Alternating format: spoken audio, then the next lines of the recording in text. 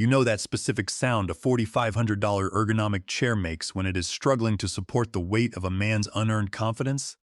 It is a low-frequency groan, like a dying whale or a collapsing moral compass. That was the soundtrack to my Tuesday morning. I was sitting in the Innovation Aquarium, a glass-walled conference room that smelled of ozone and dry erase marker fumes, watching a man named Julian dismantle 19 years of my life with a laser pointer and a smile that looked like it was practiced in a mirror while listening to alpha male podcasts. I am Elias, I am 55 years old, and I do not exist on social media. My job title on my tax return says Logistics Consultant, which is the bureaucratic equivalent of a beige wall. In reality, I design the digital supply chain protocols for Aegis Supply Chain. My systems ensure that Air Force One does not accidentally get refueled with sludge or fitted with parts sourced from a dubious warehouse in a non-extradition country. I deal in absolutes, redundancies, and paranoia. Because the private sector is not responsible for the aerial transport of the nuclear football, I said. It came out sharper than I intended, slicing through the air conditioning hum. The room went silent. You could hear the hum of the server racks in the basement 3 floors down. Julian's smile did not falter. His eyes went dead. That is the thing about these corporate fixers. They do not have souls, they have KPIs. He did not care about the nuclear football. He cared that my protocols added 45 minutes to his time to ship metric, and that was making his dashboard look red instead of green. We are going to table the nuclear talk, Elias. It is dramatic and frankly a bit negative, Julian said, smoothing his tie. It was a hideous tie, a pattern of tiny sailboats that suggested he wished he was somewhere else. I wished he was somewhere else too, preferably the bottom of the Mariana Trench. We are going to streamline the vendor list. We are going to automate the approval gates, and we are going to do it by Friday. He looked at me, expecting me to crumble or argue or throw a stapler. That is what he was used to, emotional pushback. He was not used to the silence of a predator watching prey wander into a minefield. I looked at his diagram. He had drawn a big red X over the section labeled Crimson Layer. That was the deep tier audit trail. It was the only thing that connected the physical inventory to the encrypted military database. Without it, we were just a delivery service with bigger guns. Friday, I repeated. You want to migrate a classified logistics mainframe to a lean model in 4 days? Agility, Elias. Adapt or die, he said, finger-gunning at me. I wanted to break his finger. Instead, I set my coffee cup down with a precise, soft clink. Understood, I lied. I will start preparing the documentation for the transition. I was not preparing documentation. I was preparing a funeral. Not for me, though he did not know that yet, but for his entire career. I realized in that moment that Julian was not just a nuisance, he was a systemic error. And in my line of work, you do not argue with errors. You isolate them, you sandbox them, and then you let them execute their corrupted code until they crash the system in a controlled environment. But Julian was not in a sandbox. He was in the main control tower, and he had just threatened to turn off the safety lights because they were too bright. As the meeting dispersed, the junior analysts shuffled past me, eyes averted. They knew. They could smell the ozone of a burning career. Maya, a sharp 26-year-old kid from MIT who I had been mentoring on encryption hygiene, paused by my chair. She pretended to organize her notes. He does not know what the crimson layer is, does he? She whispered, her voice barely audible over the rustle of papers. No, I whispered back, staring at the whiteboard where Julian had written disrupt in all caps. He thinks it is just a delay timer. Are you going to tell him? I looked at Maya. She was young. She still believed that if you explained things clearly enough, logic would prevail. She had not yet learned that for men like Julian, logic is just noise that interrupts the sound of their own voice. I told him, I said, standing up and smoothing my jacket. He called it negative. Now we let the system tell him. I walked back to my desk, a corner office that was technically a converted server closet. But it was my server closet. It was the only room in the building with its own hardline connection to the sub-basement servers. I sat down and unlocked my workstation. The screen glowed with the comforting, brutalist aesthetic of a command line interface. No icons, no friendly UX, just raw data and the power to freeze a shipment of jet fuel in Alaska with a single keystroke. Julian wanted lean. He wanted fast. He wanted to strip away the dinosaur code. I cracked my knuckles. It is a bad habit, I know, but it helps me think. I opened the master directory. I saw the file for Protocol 17B, the redundancy check for third-party vendors. Julian had already flagged it for deletion in the project management software. Okay, Julian, I muttered to the blinking cursor. You want to drive the car? Fine. But do not come crying to me when you realize I took the brake pads with me. I did not delete anything yet, I just organized. I moved my personal audit logs to a secure partition drive that Julian did not have clearance to see. Mostly because he did not know it existed. I archived the emails where he explicitly ordered the removal of safety checks. I created a digital paper trail so thick and heavy it could be used as a blunt weapon in a federal court under 18 U.S.C. Section 793. The air in the office felt different now, thinner, sharper. It was the calm before the purge. I saw Julian walking around the floor, clapping people on the back, disrupting workflows, asking, "What are you working on?" Like a toddler interrupting a bomb defusal squad. He was marking his territory. He stopped at my desk. "Elias, good energy in there today." I felt we really broke through some barriers. I looked up. "We certainly broke something, Julian." He winked. He actually winked. "That is the spirit. Break things fast. Fix them later." "Fix them later," I echoed. "Sure." He walked away whistling. I watched him go. He was walking toward the server room. He did not have a badge for the server room yet. He was going to bounce off the door. Thump. He bounced. He looked around, annoyed, then tapped his phone, probably emailing HR to complain about the friction of locked doors. I turned back to my screen. I had work to do. If he was going to burn this place down, I needed to make sure I was standing in the only fireproof corner when the match dropped. The strategic silence had begun. I would not argue anymore. I would just watch and wait. The dismantling did not happen with a bang. It happened with a series of automated support tickets. By Wednesday morning, Julian had unleashed what he proudly called Operation Velocity.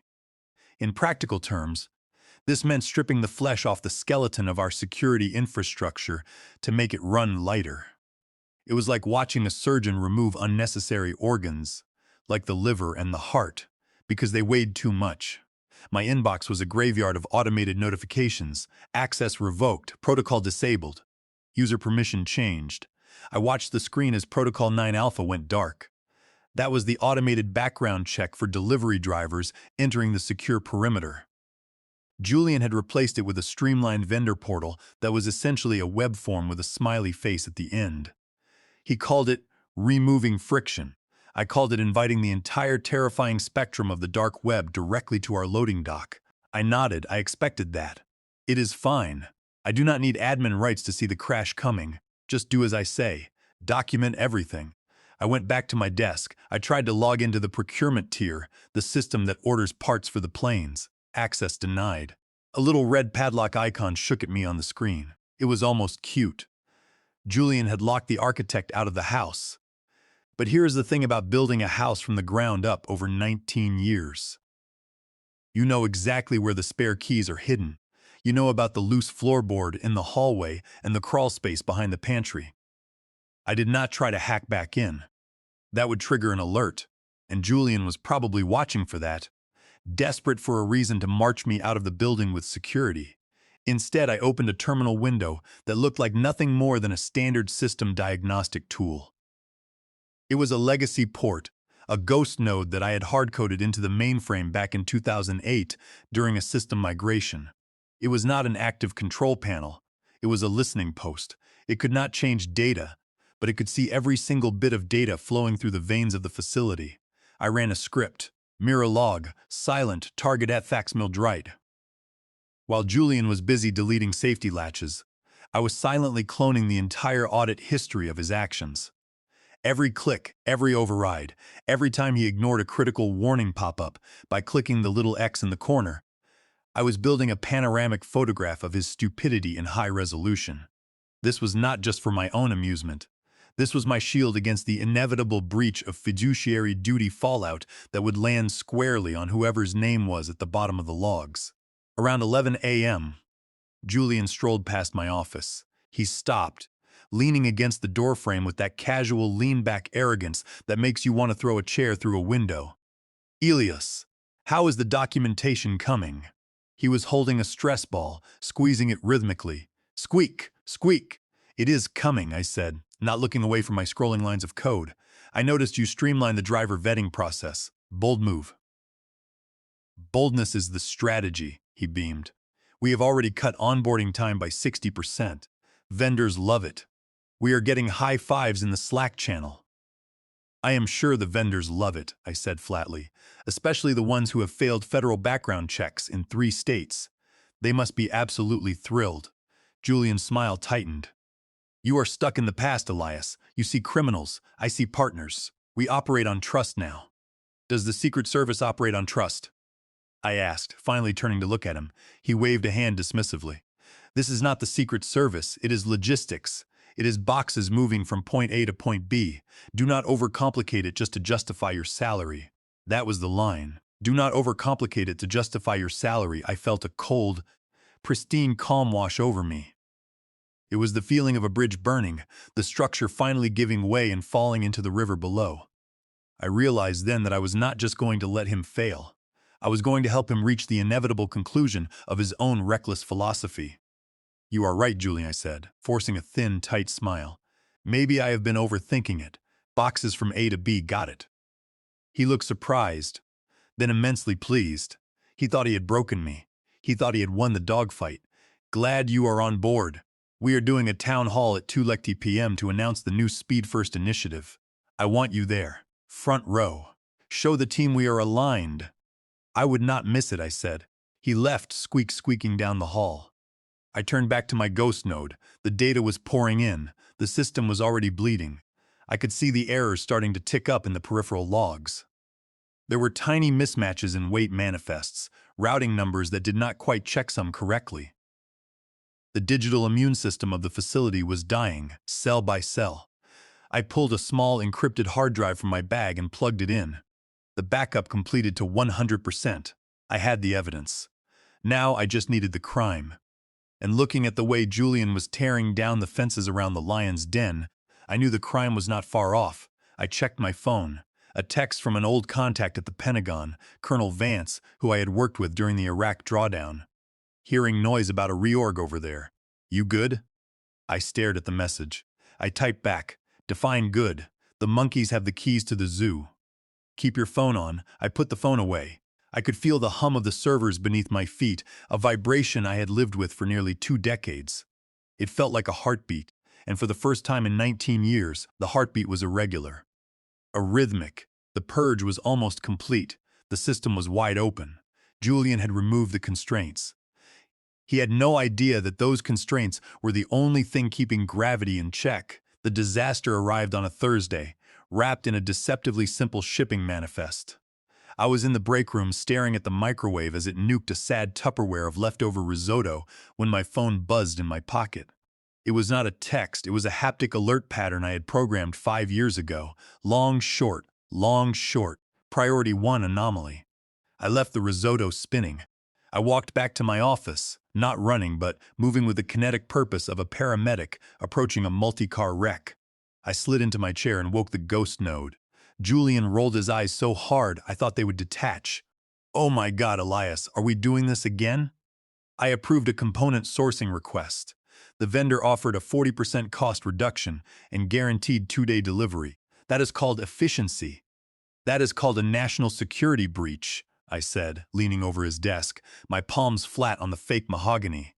That vendor is flagged for a reason.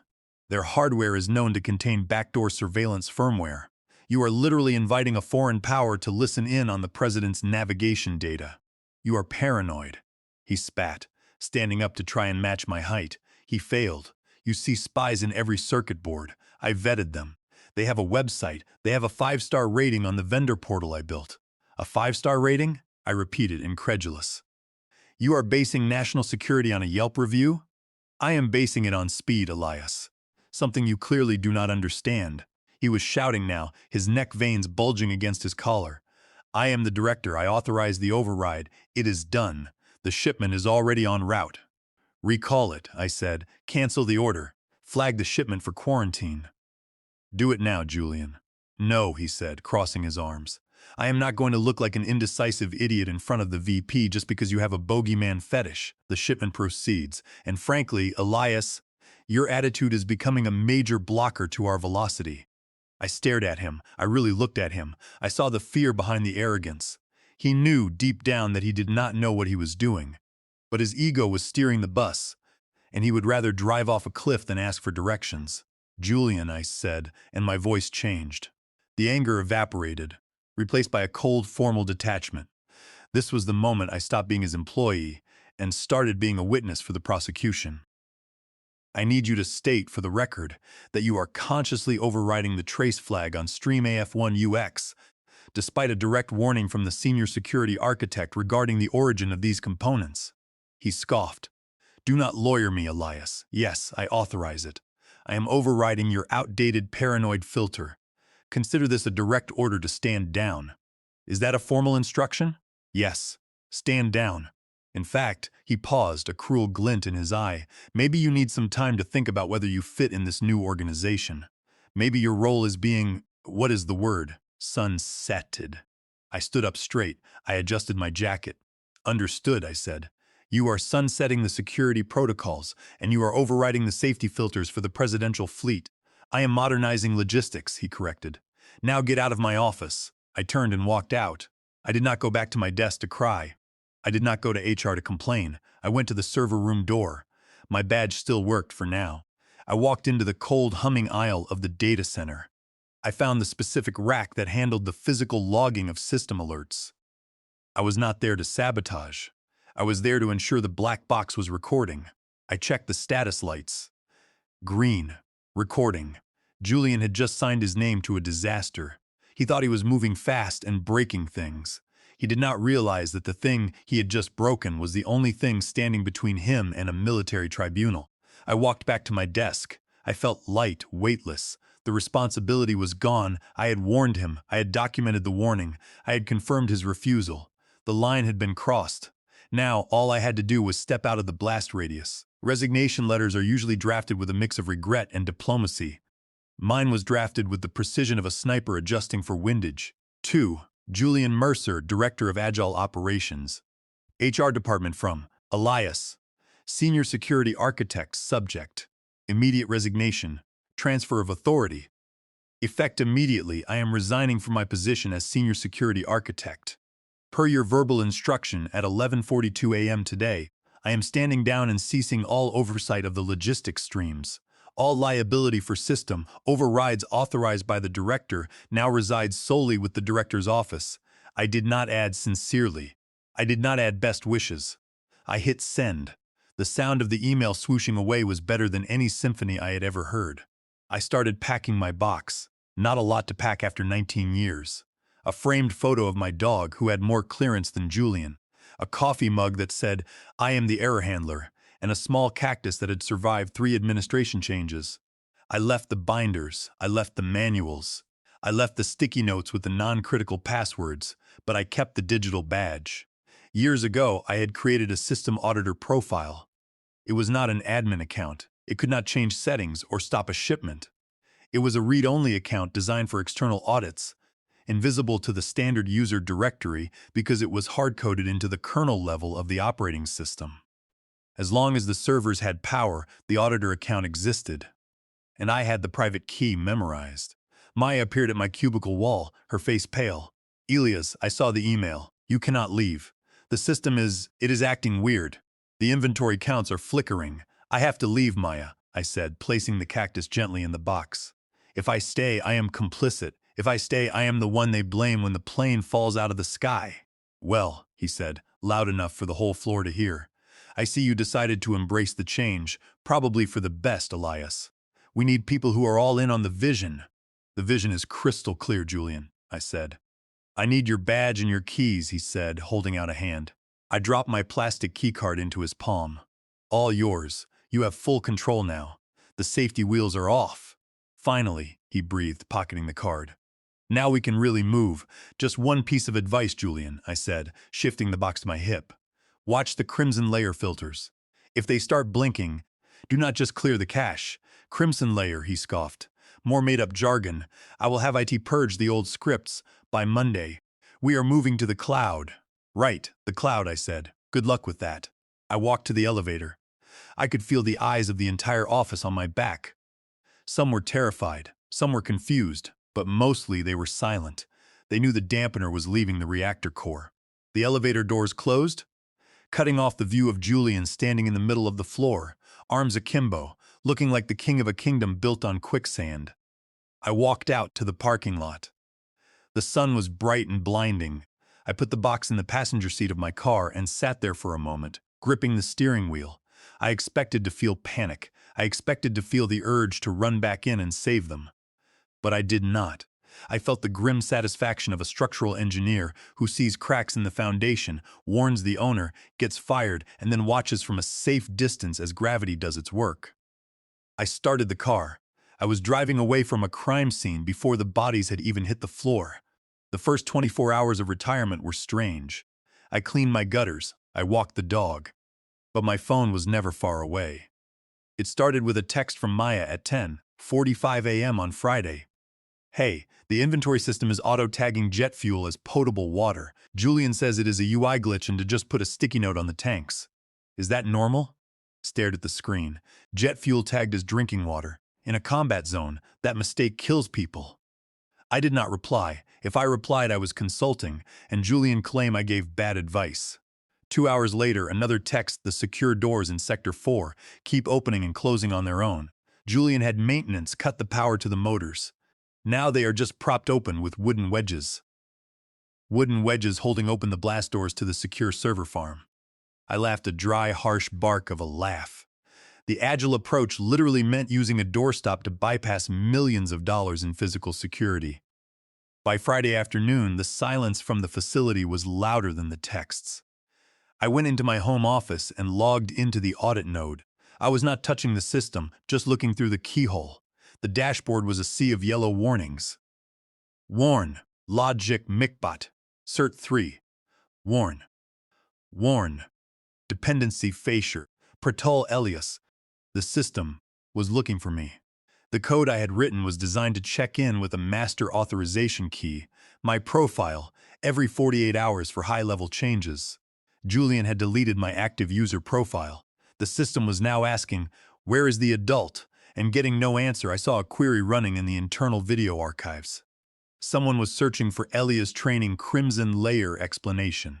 It was Maya. She found an old video from 2014 where I was explaining the logic to a room of generals. I watched the log as the video ended. Then a new log entry appeared. Action. Dean. Crimson Layer script. He was trying to kill the ghost. Maya must have shown him the video, and his reaction was not, "I should be careful." It was, "Delete the thing that says no." He entered the command to delete the script. But you cannot delete it from the user interface. It is kernel level. When you try to delete it, the system interprets that action as a specific type of threat. Insider sabotage. The warnings on my screen changed from yellow to orange. 3 detected.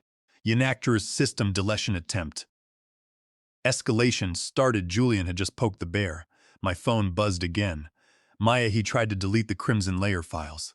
The screens flashed orange for a second. He is laughing about it. Says he purged the ghosts. Elias, I am scared. The air conditioning just stopped in the server room. The AC stopping was not a glitch. It was the first stage of the lockdown protocol.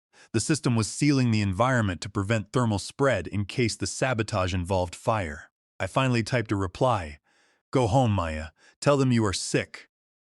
Leave the building now. I watched the dot of her typing. Then it stopped. 10 minutes later, I saw her badge swipe at the exit turnstile. Maya exited. Good, she was safe. Now it was just Julian, his team of agile yes-men, and a logic bomb that had been ticking for 19 years, waiting for someone stupid enough to cut the red wire. Saturday morning at 9:14 a.m., he hit the tripwire. The shipment from Shell Corp 77 had been flagged by the Crimson Layer as quarantined. Julian saw the quarantine label and assumed it was just another bureaucratic hurdle. Action. Milabai's quarantine. Drubnan Julian. Expedited delivery. He forced the system to inject the corrupted data for the spy chips directly into the Tier Echo 0 database. The system reacted instantly. The screen went black, then a single line of text appeared. Protocol violation confirmed. Tier Echo 0 breach. Responds, DEFCON Logistics Automation. Awaiting time, the system initiated a grace period. It was giving the authorized users 6 hours to reverse the command, to enter a cryptographic key proving they were sane, sober, and authorized. Julian did not have that key. I did. The countdown ticked on. 10 a.m., 12 p.m., 2 p.m. Julian was frantically clicking now. Command, reset system. Command, clear alerts, denied. He was spinning the steering wheel wildly, but the car was driving itself. At 2:55 p.m., the audit node displayed a new message. Grace, Purian expired. Nope, key detect. Assuming hostile takeover. Acting lockdown. The whispers were over. The scream was about to start. At exactly 3 p.m., the facility ceased to be a corporate logistics center and remembered what it was built to be, a fortress. On my screen, the timestamp hit 15. Instantaneously, the crimson layer executed its final logic block. Conditional lockdown. Breach level 3I switched the feed to the interior cameras, the ones in the main hallway and the server room. There was no audio, but the visual was chaotic poetry. First, the lights. The standard fluorescent overheads cut out instantly. The building plunged into darkness for exactly 2 seconds. Then, the emergency lighting kicked in. Not the soft white safety lights you see in office buildings. These were deep, throbbing red strobes designed to disorient intruders and signal catastrophic failure. Flash, dark, flash, dark. I sat back and took a sip of my water. My hands were shaking slightly, not from fear, but from the adrenaline of the execute command. It was done. The bomb had not just gone off. It had successfully imploded the building's operational capacity without hurting a single person physically. Career-wise, there were casualties everywhere. I checked the external camera again. In the distance, coming up the long access road, I saw the flashing lights. Not police cars, black SUVs, military police. The cavalry was not coming to save Julian. They were coming to arrest him. I closed the laptop lid. I did not need to see the rest. I knew the protocol. They would breach the perimeter, secure the servers, and detain the senior officer on site. That was Julian. I did not witness the next part live, but I heard the recording later. It happened inside the war room about 45 minutes after the lockdown. The military police had breached the side entrance, cutting through the magnetic locks with thermal torches. They swarmed the building, zip-tying everyone until identities could be verified. Julian was dragged into the conference room, sweating, tie undone, demanding to speak to whoever was in charge of this glitch. The main screen in the room suddenly flickered. The seal vanished. In its place was a high-definition video feed of General Adler, 4 stars, Vice Chief of Staff of the Air Force. General Adler was a man who smiled once a decade. He was not smiling now. Julian, still trying to muster some authority despite being flanked by 2 MPs with carbines, straightened his jacket. "General?" Julian stammered. "Thank God. There has been a massive malfunction. My systems are—" "Be quiet," Adler said. His voice was not loud. It did not have to be. It had the weight of an aircraft carrier. The audio quality in the room was crystal clear. Julian's mouth snapped shut. "Mr. Mercer," Adler continued, reading from a file on his desk. "At 09:14 hours, your credentials were used to override a Level 5 quarantine on a supply stream designated for Presidential Support Logistics. Is this accurate?" "I expedited a shipment," Julian said, his voice rising in pitch. "It was a lean optimization. The vendor was vetted via our portal. I have the metrics to prove." "The vendor," Adler interrupted, "is a known front for a foreign intelligence service. You attempted to install tracking hardware on Air Force One.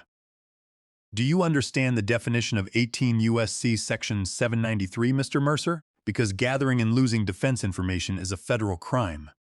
Julian went pale. "Treason? No, I am a civilian contractor. I was just streamlining." "You bypassed the crimson layer," Adler said. "Why?" "It was Dinosaur code." Julian yelled, desperate now. "It was blocking efficiency. I had to remove the legacy drag." Adler stared at him for a long, uncomfortable silence. "That Dinosaur code was written by the lead architect of our secure logistics integration, Elias. You removed the only qualified engineer with the clearance to manage the Echo Zero tier. And in doing so, you triggered a dormant defense protocol designed to prevent exactly this kind of incompetence." "The mandate was agility," Julian whispered. The mandate, Adler said, was security. You have failed. Adler looked away from the camera, addressing someone off-screen. Take him into custody. Secure the facility. Initiate a full forensic audit. Wait. Julian screamed as the MPs grabbed his arms. I can fix it. I just need to reboot the server. You will not touch a keyboard again as long as you live, Adler said. Then the general looked back at the camera. He seemed to be looking through the lens, straight into the ether where he knew I was listening. Get me Elias, he said. The screen went black. Back at my house, my phone rang. It was not the haptic alert. It was a standard ringtone. Caller ID. Unknown, I picked up. This is Elias. A colonel's voice said, General Adler sends his regards. We have a situation at the facility. We cannot get into the mainframe. The encryption keys rotated when the lockdown hit. Sounds like the Crimson Layer doing its job, I said. Elias, the colonel sighed. Julian is in cuffs. The contract with Aegis Supply Chain is terminated effective immediately. We need the facility back online. That sounds like a complex problem, Colonel, I said, looking at the peace and quiet I had fought for. I want a new contract. Direct with the Department of Defense. No civilian middlemen, no directors of agility. I report to the Pentagon, and I run the protocols my way, and I want it in writing, signed by Adler before I even put my shoes on. There was a pause on the other end. Done, the colonel said. A car is on its way to you. Tell them to wait, I said. I am eating dinner. I hung up. I sat down at my table and ate my pasta. It was perfectly cooked, al dente, just the way I like it.